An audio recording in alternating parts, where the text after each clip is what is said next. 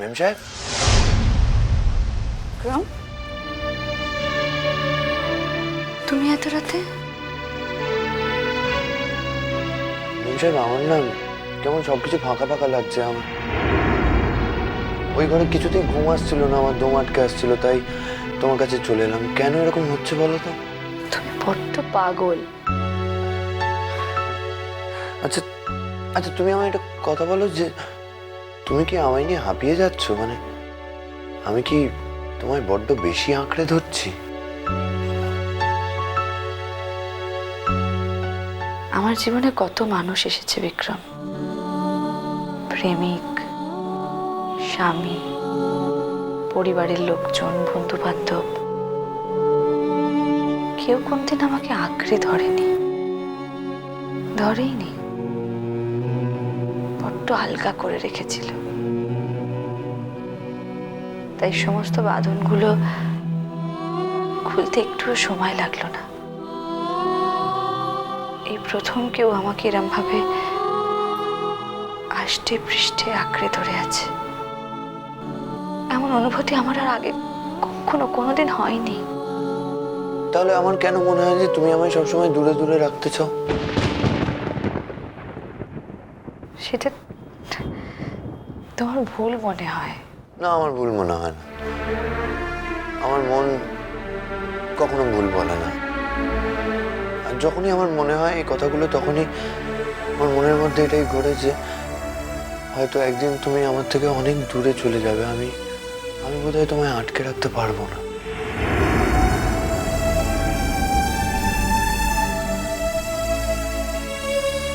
পাগল একটা তুমি। না, তুমি ঠিক করে বলো।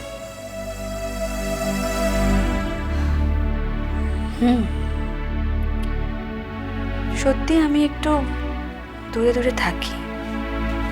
কেন জানো? কেন? যাতে আবার কোনো আঘাতে আমি ভেঙে না পড়ি, সেটাকে যেন আমি সামলাতে পারি। আবার যেন আমার জীবনটা বিপর্যস্ত না হয়ে যায়। হ্যাঁ, কিন্তু কিসের আঘাত? আচ্ছা বিক্রম, একদিন না একদিন তো তুমি চলে যাবে। সারা জীবন আমার কাছে এই দেশে কি তুমি পড়ে থাকতে পারবে? চাইলেও তো পারবে।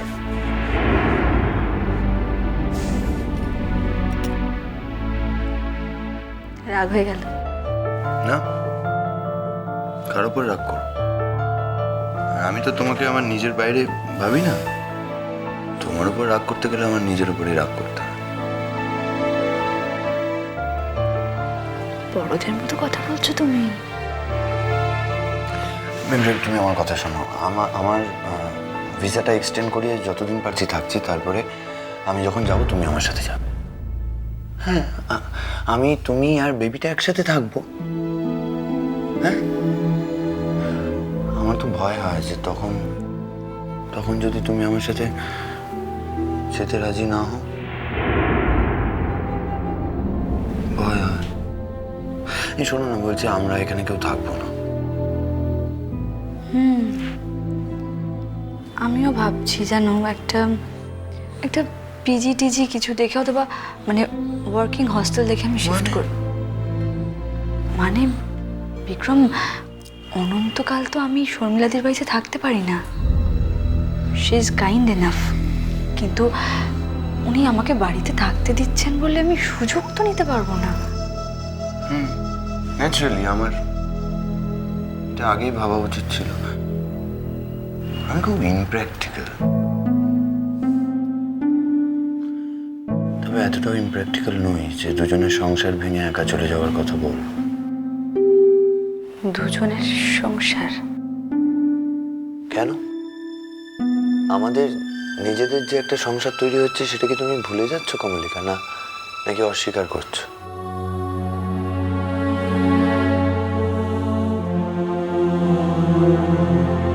দেখো, আমাদের একটা বাড়ি খুঁজতে হবে কমলিকা। মানে আমরা আমাদের সংসারটা সেখানে করব, সেখানেই আমরা থাকবো।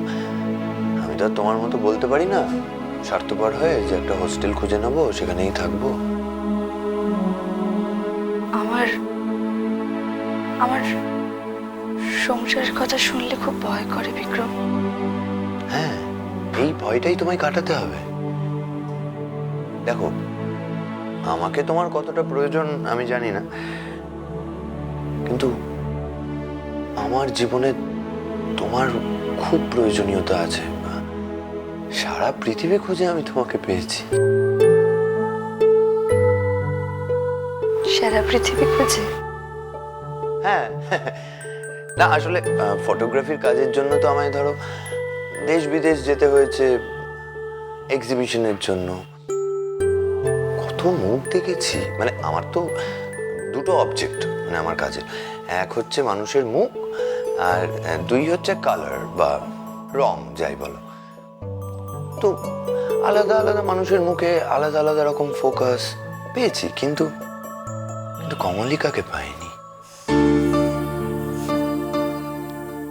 তুমি এর আগে কখনো প্রেমে পড়নি বলছো? না, এর আগে কখনো প্রেমে পড়িনি। মনে মনে যে মুখটা খুঁজছিলাম সেটা তো এতদিনে পেলাম, বিশ্বাস করো। আসলে ভালোবাসা এমন একটা জিনিস যে ঠিক পরিবেশ, সঠিক সার্কামস্ট্যান্সেস না হলে হয় না। তোমায় দেখি অদ্ভুতভাবে আমার প্রথমবারই মনে হলো পেয়েছি। মনে হলো যে এতদিন ধরে যা খুঁজছিলাম তা পেয়েছি।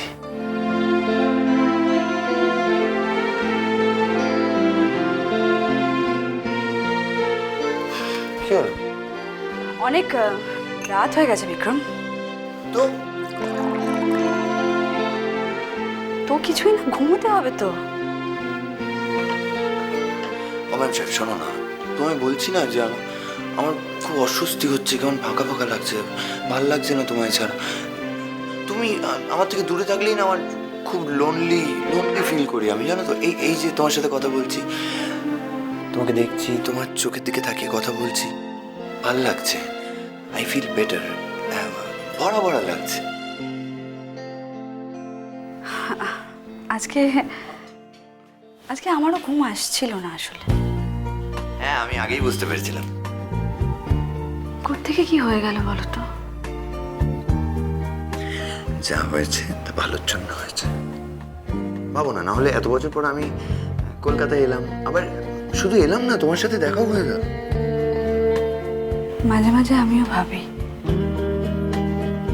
কত তো চেষ্টা করলাম আমি তোমাকে এড়াতে বিক্রম, সত্যি করেছি, কিন্তু সেই তো পাকে পাকে আষ্টে পৃষ্ঠে আরো আরো আরো বেশি বেশি করে জড়িয়ে গেলাম।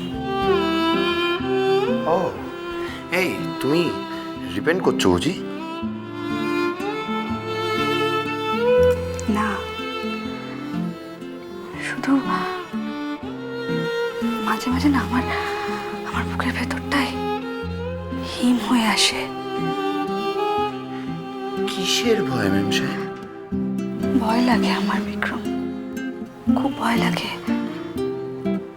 আবার যদি আমি ধাক্কা খাই, আমার জীবনে আমার একটাও কাছের মানুষ, ভালোবাসার মানুষ আমার কাছে কেউ থাকে না। এটা এটা আমার ডেস্টিনি। তুমি কাউকে সেভাবে ভালোবাসতেই পারো না, নাহলে নিশ্চয়ই থাকতো। আর একটা কথা বলো, যদি তোমার ভালোবাসার মানুষগুলো সবাই থাকতো, তাহলে কি তোমার জীবনে আমার জন্য কোনো স্পেস থাকতো?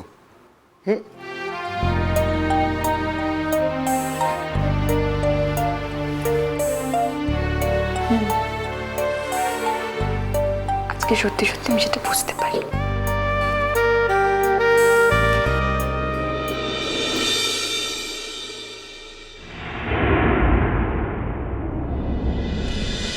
মিষ্টি কুটু মিষ্টি কুটু মিষ্টি কুটু।